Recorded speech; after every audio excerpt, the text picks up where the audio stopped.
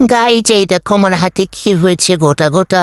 শালা বুঝতে পারতেছি না গোটা গোটা এখানে কি যে হইল। গোটা গোটা হয়ে খুবই ব্যথা। আর এই যে আমার মা এখানে ধান নাড়ে দিচ্ছে, তারপরে এই যে সবাই নানি দাদিরা বড়ি দেয়। এই যে আটা না জানি, সরি বলে দিচ্ছি, ওই যে কি বলে, ওই যে সাদা সাদা বড়ি দিচ্ছে, ডালের বড়িটা দিচ্ছে আমার আম্মা।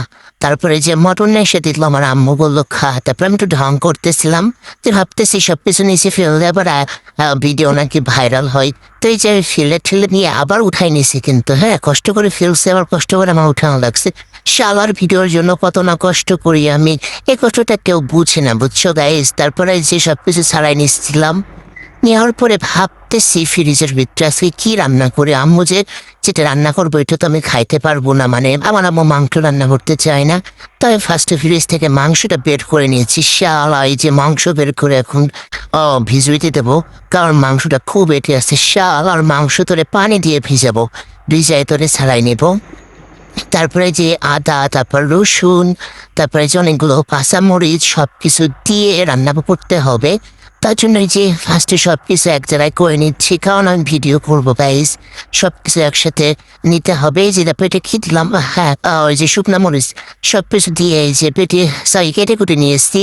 মাংস সাইডে কেটে কুটে নিয়ে এসছি, তোমরা দেখতে পেতেছো। মাংসটা সুন্দর করে কাটাকাটি করে নিয়ে এসছি। হায় আল্লাহ, শালার ভিডিওর জন্য কত কষ্ট করি। তারপরে যে সবকিছু বেটে নিয়েছি, এখানে পেঁয়াজ বাটা, মরিচ বাটা, রসুন বাটা, আদা বাটা অ্যান্ড জিরা বাটা সবকিছু একসাথে দিয়ে দিয়েছি গাইস। তারপরে ভিতরে হাপাত করে তেল দিয়ে দেবো। কতটুকু দিচ্ছি, হে কল্পনা বেশি দিয়ে ফেলছি।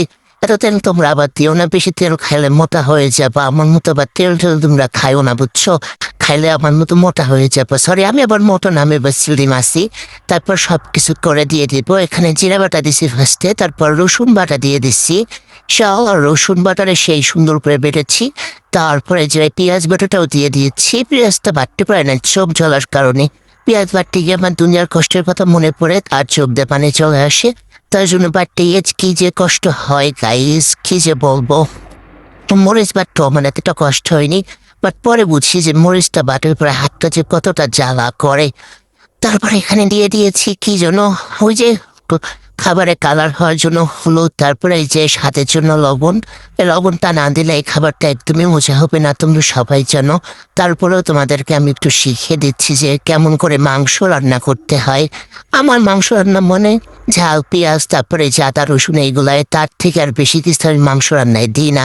বেশি কিছু মাংস রান্না আমি দিতে পারি না, জানি না এইভাবে রান্না করতে পারি। তো এই যে সুন্দর করে মশলাটা আমি কষিয়ে নিচ্ছি, এই সুন্দর করে তোমরা এমনি সুন্দর করে মশলাটা কষিয়ে নিবা, তাহলে মাংসটা মজা হবে। তারপরে এখানে এই যে পানি দিয়ে নিচ্ছি না, হ্যাঁ পানি দিয়েছি। পানি দিয়ে ভালো করে আবার একবার কষাই নিতে হবে, না হলে মাংসটা খাইতে মজা হবে না।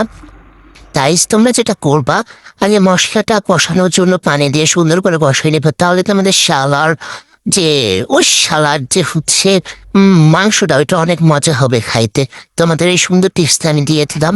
তারপরে যে কেটে রাখা গত্তা মারা মাংসগুলো সব শালার মাংস সব ঢেলে দিয়েছি, দিয়ে ভালো করে গোটা গোটা করে দিক কেটে নিয়েছিলাম। সেটা এখন নাড়াইতে পারছি না, নাড়াইতে পারি না, আমার হাতে বেবি জোর একটু কম হয়ে গিয়েছে। শালার মাংস সুন্দর করে নাড়াই আমি করে নিয়েছি। নিলে যেটা হবে মাংসটা মশলা লেগে খাইতে অনেক মজা লাগবে গাইস। এই যে ভালো করে বুঝতে আমার একটা কলার ভিত্তি নিয়ে ভালো করে নাড়াড়ি করে নিচ্ছি গাইস, দেখতেই পাইতেছো ভালো করে কষাই নিচ্ছি। তোমরা এই বুঝতে মারা পড়ায় যে মাংসগুলো কষাই নিলে তোমার অনেক মজা হবে খাইতে। এই যে কষাইতে কষাইতে মাংসগুলো থেকে তেল ছেড়ে দিচ্ছে, আর মাংসগুলো বলতেছে আমার আর কষাইস না।